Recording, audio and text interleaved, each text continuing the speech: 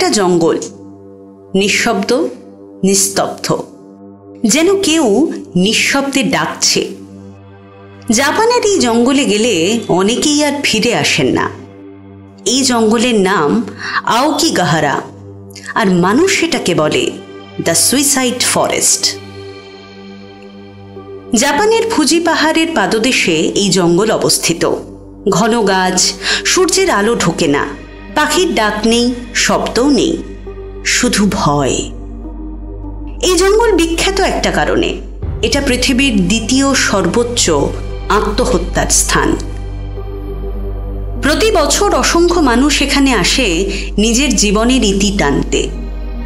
বনের প্রবেশদ্বারে একটি বোর্ড টাঙানো আছে, সেখানে লেখা, আপনি একা নন, দয়া করে আত্মহত্যা করবেন না, আপনার জীবন মূল্যবান।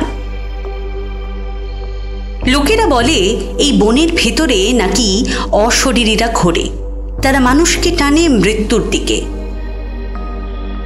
শুধু ভূতের গল্প না, অনেকে নিজের চোখে দেখেছেন অদ্ভুত ছায়া, শুনেছেন কান্নার শব্দ।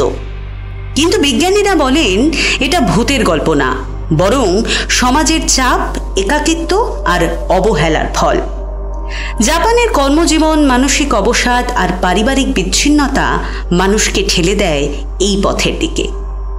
এই জঙ্গল কি সত্যিই অভিশপ্ত, নাকি আমরা সবাই এক অভিশপ্ত সমাজের ভিতরেই হাঁটছি, যেখানে মানুষ একা হয়ে যায়?